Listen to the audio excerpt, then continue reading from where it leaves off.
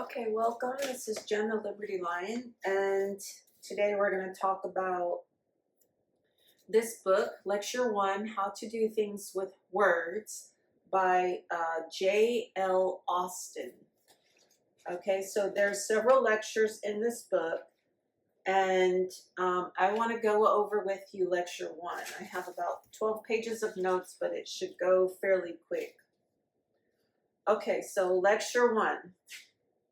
A sentence and a statement are not always the same thing or have the same meaning. Grammatical marks alone do not make a statement, and this is a fact.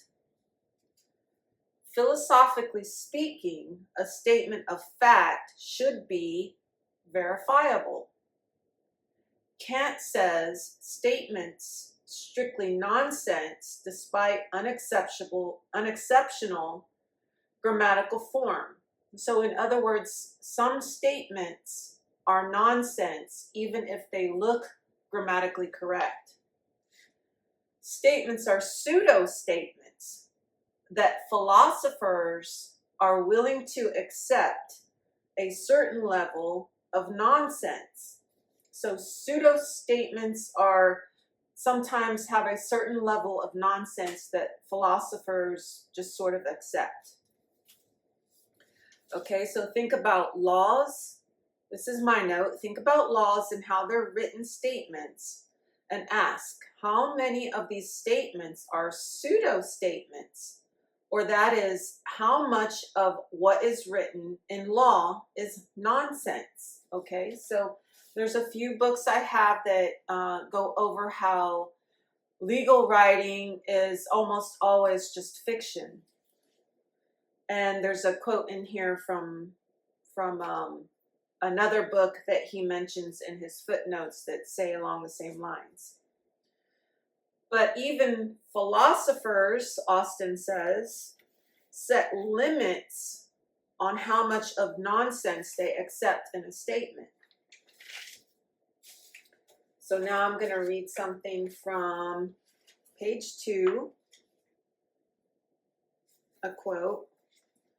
Okay, it says, "It has come to be commonly held that many utterances, verbal or written, which look like statements, are either not intended at all or only intended in part to record or impart straightforward information about the facts.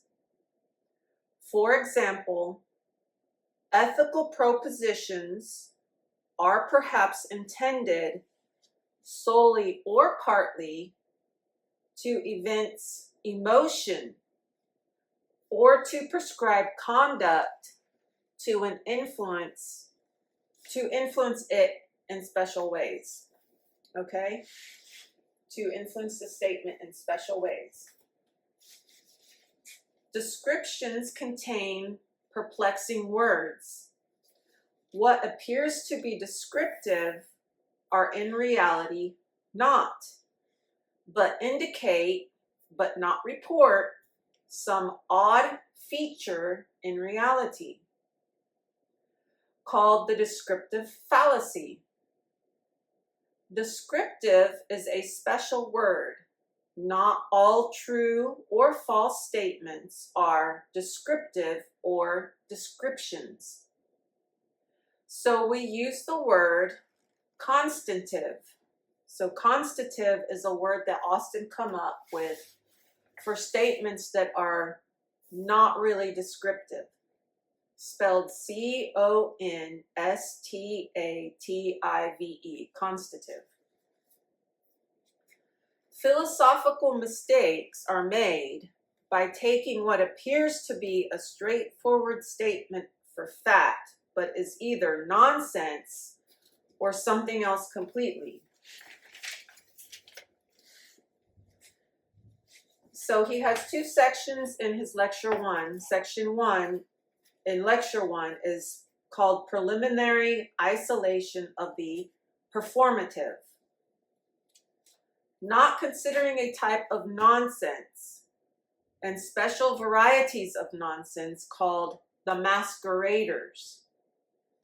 The masqueraders are not necessarily statements of fact, descriptive or constitutive, but sometimes does. Grammarians and philosophers cannot always see the disguise of the masqueraders. Again, we're talking about statements that are grammatically correct but pretend to be something or look like something they are not, fact, descriptive, or constitutive. And here's the footnote. At footnote 2, quote, "Of all people, jurists should be best aware of the true state of affairs.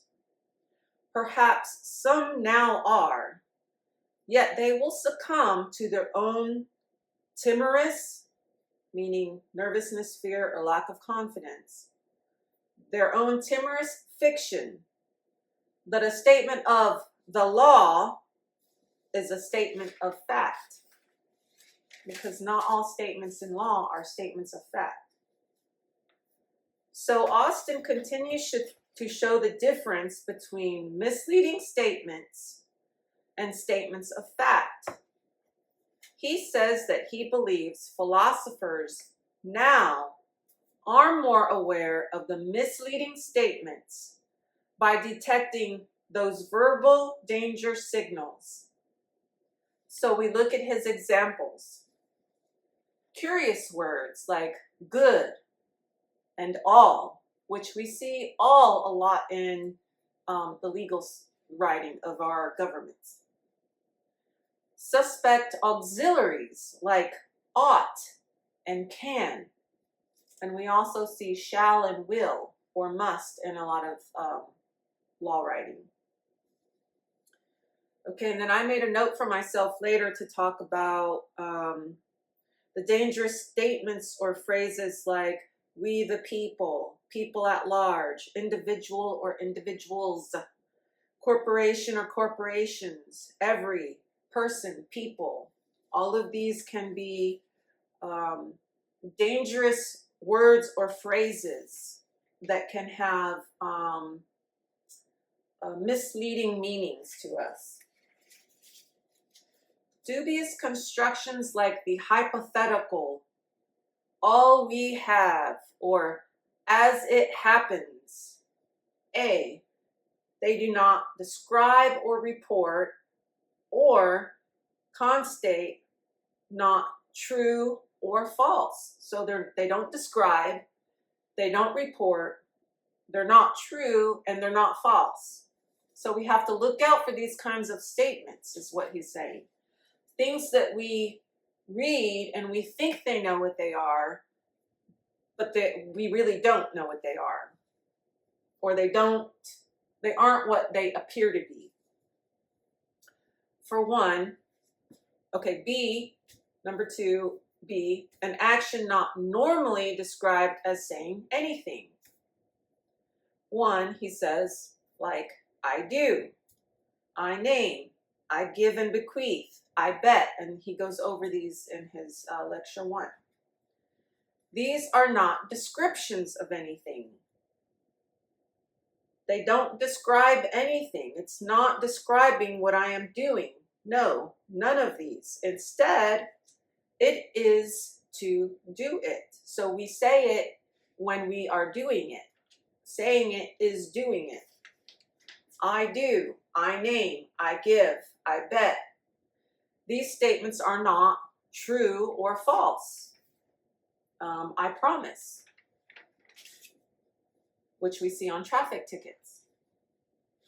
What are these types of statements? Austin calls these performatives.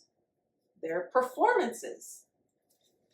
They are used in a variety of ways, like the term imperative, derived from the word perform. Quote, the usual verb with the noun action. It indicates the performing of an action, end quote, and is not just saying something. And here's my note. These are not arbitrary statements. They have meaning. They are the performances or what is being done, the action. For example, in my videos on the preamble, the Constitution in the preamble has actions or performatives such as tranquility, general welfare, common defense, liberty, justice, which are also the intentions of the United States for the United States of America. The preamble is the general performance to which the specific performances outlined in the rest of the Constitution are to accomplish. So continuing with Austin, he says of performatives, one type is contractual, I bet. Declaratory, I declare war. Operative, meaning the most important part of a document. He says, used by lawyers in referring to clauses of an instrument which serves to effect the transaction, conveyance, etc., which is the main object, where the rest of the document merely recites the circumstances in which the transaction is to be effected. So the operative is the important part, and the rest of the document just recites circumstances. Operative, says Austin, has other meanings and now means little more than important. So operative simply means the important part. So here's, I think it's part 2 of lecture 2. Can saying make it so? To marry is to say a few words. Betting is saying something. To perform an act, in some cases, is not just to say a few words. So there's a series of things that have to happen in order to complete the performance. So my note here is, think about, when you obey the police, they turn on their sirens and you pull over. You comply with them. They ask you for information. You give it to them. You sign something, like the traffic ticket, which is a promise, which is a contract. So then you appear in court. For the second example, I have taxes. You agree, you sign the paper, you accept the job, you take the pay, you take the Federal Reserve notes. You have your deductions automatically taken out unless you do some other work as a contractor. You file your 1040 or whatever forms you sign. You pay if you need to pay. You receive back if you get refunds. All of these are performances. It requires the whole thing. Now, Austin continues. Can marriage be simply just cohabitating? Can betting be to put a coin in a slot? He says we convert propositions and our statements are different. One, to say a few words is to marry, or to marry is, in some cases, simply to say a few words. So we're moving around the words in our proposition. Or simply to say a certain thing is to bet. The words lead to the act. The performance, which is the object or objective or the important part, but is not the only part. So you have to put the whole thing in context. Just like he was talking about the objectives and the attorneys. So there's a situation and then there's the words that we perform, and that's the entire act. But it's not the only part. The performance and saying the words is not the only part of the act, and not the only part that's necessary for the entire act to have been performed. Okay, so here's my note now. To marry, you meet, you talk, you have an agreement that you both want to get married and maybe have children. You say, I do, in front of a witness. in front of the minister. You may sign papers. Back in the old days, maybe they didn't. And then you consummate the marriage by sexual intercourse. Okay, think about a traffic ticket. We already did that. You need a driver's license, a legal name. You need to stop. You need to comply. You need to sign the promise. You need to appear, and you need to pay. Taxes, to sign, to agree to pay, to accept the Federal Reserve notes, to document with receipts, to sign your 1040, to send it in, so on and so forth. It's the entire act. The things said and done must be appropriate to the circumstances. So the marriage process, the vetting process, the taxing process, the getting a traffic ticket process, it has to include the entire performance. Okay? These might include physical and mental actions. So he doesn't say they must include, he says these might include physical and mental actions. Mental, we like each other and we express it. Physical, we say I do and we have sex. The people involved must meet certain requirements. For marriage, the age of consent. You must not already be married. The person must be sane. They must, be of age. For naming a ship, you must have the authority to do so. Sure, I can go whack a bottle on a ship and say I hear christen thee as whatever, but without the authority to do it, it doesn't actually happen. It doesn't take place. I have not named the ship. For a bet, an offer is to be accepted, such as to say done or to shake hands.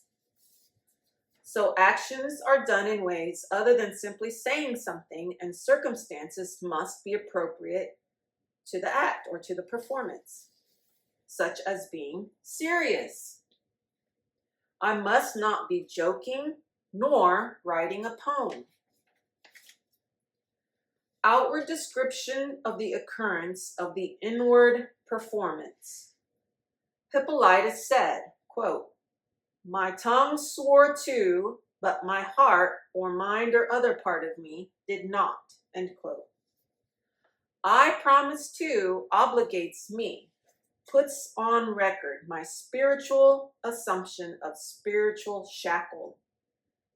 My note here is when you promise in act and mind or heart. And then a quote from page 10.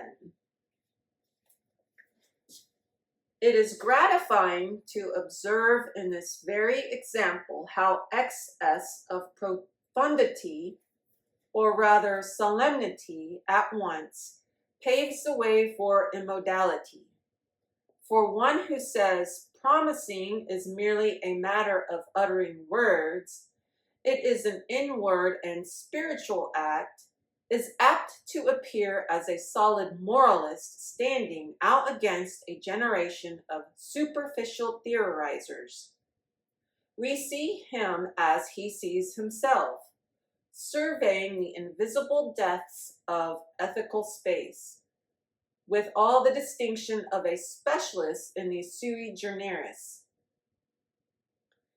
Yet he provides Hippolytus with a let-out, the bigamist with an excuse for his I do, and the Welsher with a defense for his I bet.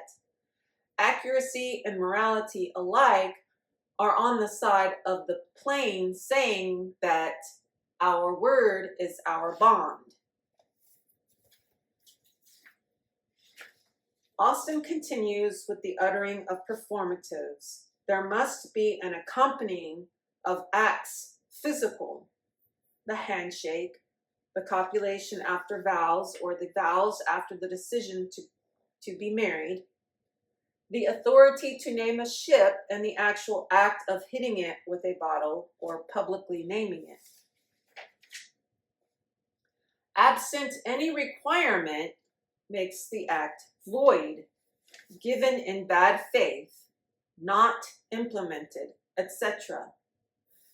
Okay, so here I'd like to talk about the positive law citation.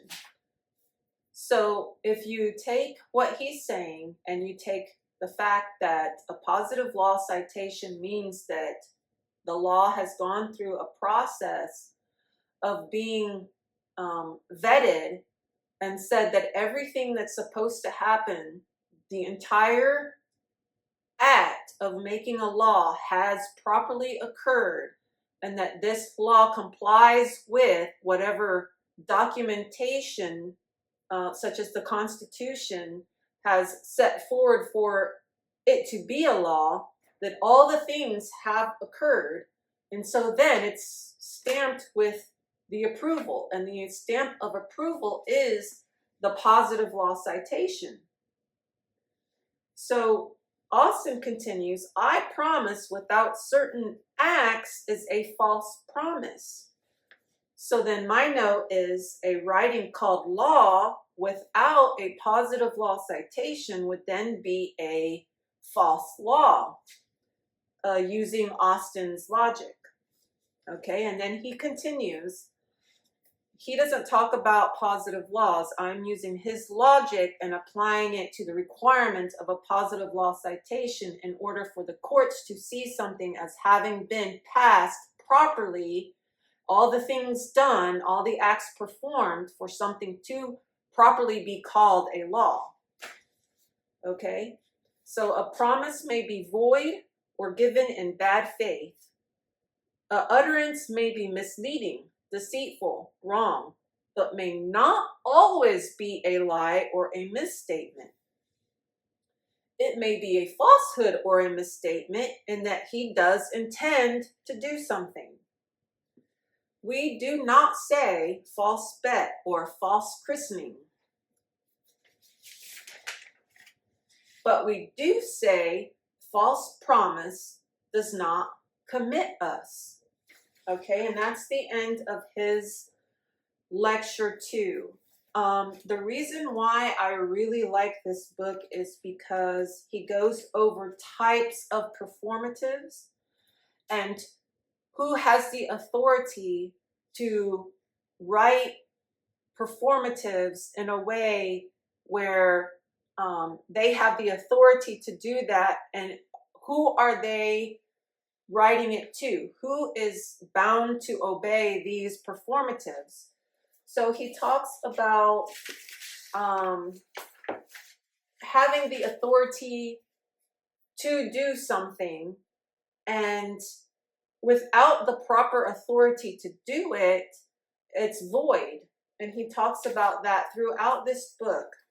And so this book, I think, is important in understanding when laws are written, who they're written to, because just because they use the word individual or persons or people or any person or all born alive doesn't mean that it's for every person, every individual, every born alive, every corporation, all of we the people. It doesn't mean that when they write a law, it's for every single one, but it's only for the people that the writers have authority over.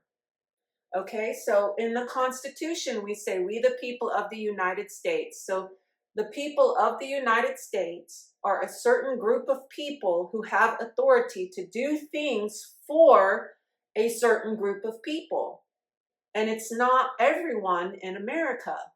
And I think this is a huge misunderstanding that have benefited the corporations and the military industrial complex, that the rest of us who are not a part of the federal government really need to understand, so that we're not taking federal law that's supposed to be applied to the federal people on the federal lands and making it something that we all have to follow just because it says every individual, because it means every individual that it applies to, and it doesn't apply to everyone everywhere. It applies only to them.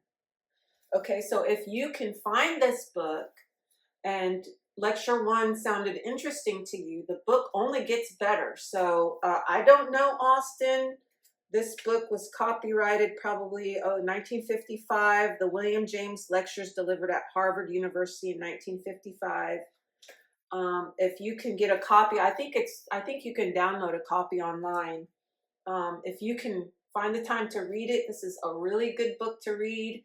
This is going to be part in a series of my podcast that I'm going to go over, where I help people understand how English can be a deceptive language. Okay, I mentioned that in my last Constitution video, I think it was. So if you want to know more about English used deceptively and how we misunderstand a lot of things, keep listening to these videos. If you want another video on lecture 2, or more on any of my books here that if you're interested in more on the English language, type a comment, give me a like, share with your friends, subscribe, and I will see you in the next constitutional video, which will be video 3 coming up here very soon.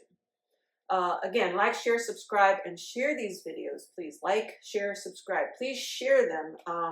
We really need to get this information out. And if you have any questions, post them in the comments. I do my best to answer the best I can. There's other people who can maybe answer your questions if I can't. And I'll see you in the next video.